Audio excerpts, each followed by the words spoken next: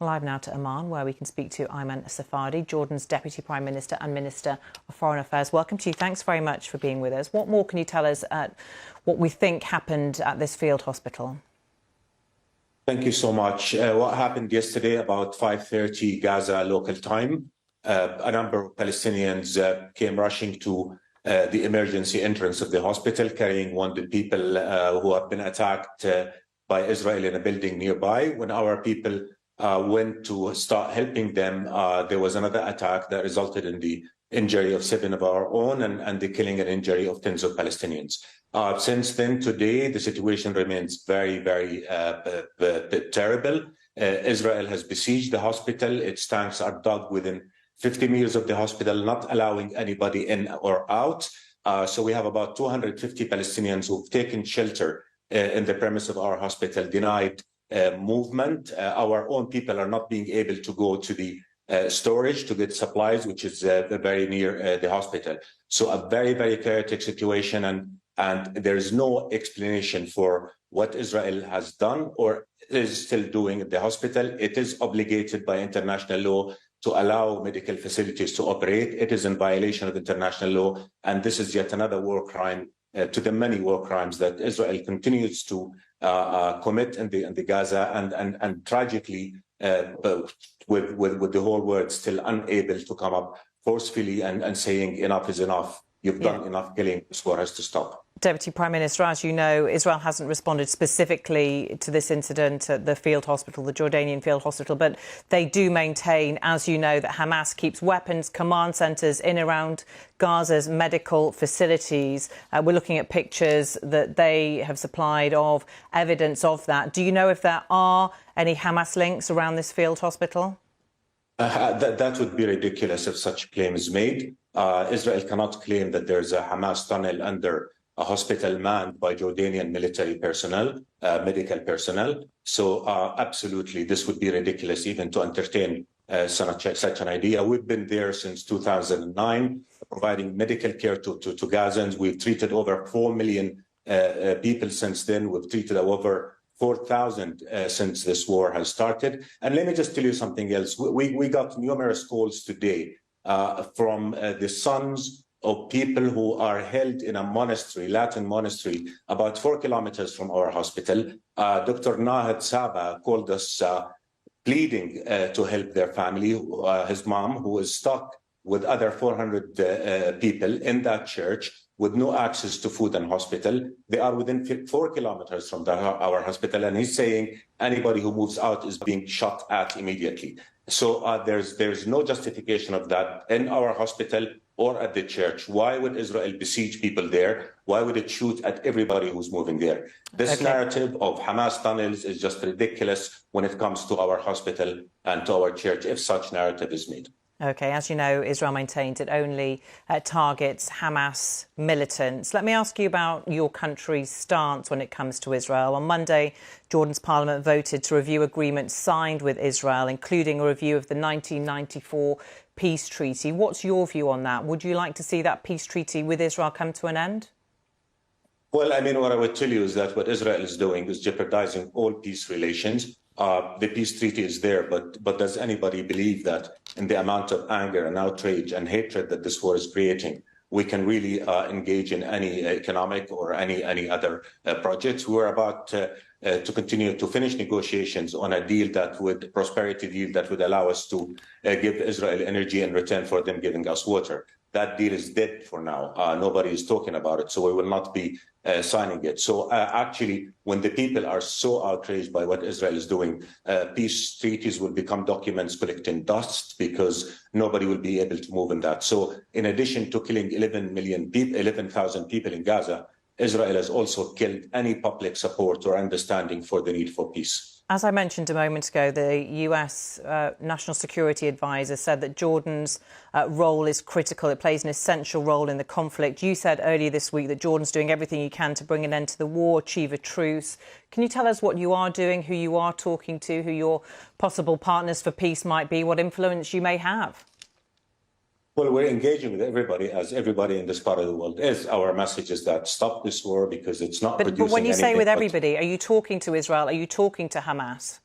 We keep channels. There's no political conversation with Israelis at this point, but there are channels that talk because they have to talk on issues like, again, protecting our hospital, ensuring that Israel lives up to its responsibility, getting our supplies into Gaza. Obviously, we're talking to the Americans, the Europeans. Again, one other example, the Americans have told us that Israel had agreed to allow for about 500 trucks to enter Gaza, humanitarian aid trucks. Since October 21st, only 1,000 truck plus have entered. That is equivalent to what would usually have entered Gaza in 2 days. So Israel is making a lot of claims, making a lot of false announcements. What it's doing again is just dragging the whole region into an environment of hate and anger that would not allow for any peaceful discussions to go on at this point. They claim that a Shifa hospital has military tunnels. All we saw is okay. Let me ask you about your relationship with Hamas. Jordan distanced itself from Hamas, which is considered a terrorist organisation by the US, the UK, many other Western countries. You expelled their political representatives from Jordan in 1999. Do you have any contact with them now? We have channels with everybody that are dictated by the need to talk to everyone to be able to work out a way out of this misery. So what influence are you bringing to bear on them? I think the influence that needs to be exerted now is on Israel. Israel, the one that is continuing with the war. It has to stop this war. Once this war stops, then we can all come together and see what can be done to make sure that the region never live this misery again. Our priorities must be clear. Our priority now is stop this war, stop the killing of innocent Palestinians, stop the destruction of hospitals, stop violating every tenet of international law. As you know, Israel launched this war on Hamas on October the 7th in response to that group's infiltration into Israel, in which more than 1,200 people were killed, more than 240 taken hostage. Do you condemn Hamas's actions? We did condemn the killing of Israeli civilians on day number one. But did Israel condemn the killing of Palestinian civilians? Is it even taking any action to stop the killing of Palestinian civilians? I have spoken to Israeli representatives who have talked of regret of any civilians being killed. What do you suggest Israel should do now as it tries to deal with this threat to itself from Hamas, terrorist organisation considered by many, as I said, many Western countries, that your country, Jordan, hosted for some years but kicked out in 1999. What do you suggest they should do, given that Hamas, which rules Gaza right now, has committed under its charter to the destruction of the Israeli state? Well, I mean, basically, let me just say Israel is saying it regrets the killing of civilians while its military is killing civilians. It's invading hospitals. It's destroying Gaza, turning it into rubble, 1.6 million displaced. I think Israel has an obligation to respect international law. The right to self-defense does not mean the right to kill civilian people. How many Palestinians have to die before Israel feels that it's done enough? And I think we've got up to a stage now where this is looking pretty much like ugly raw vengeance than any military operation that has clear objectives. Israel is saying it wants to wipe Hamas out. It's wiping the population of Gaza out. That has got to stop. We've got to get our priorities right. This war will not bring peace to security of the Israelis. We have been working for decades to bring peace and security to all people in the region, including Israel and the Palestinians. But Israel has paid lip service to the two-state solution. It continued with measures that consolidate occupation, building of settlements. Look at what's happening on the West Bank right now. Almost 200 people killed. Are these Hamas as well? Is besieging population self-defense? So we reject the argument that this is a self-defense. We look at the facts on the ground. And the facts on the ground are telling us that civilian people, women and children, are being killed. And this Deputy Prime Minister, let me ask you. We can all get to the peace that will guarantee the security and safety of all.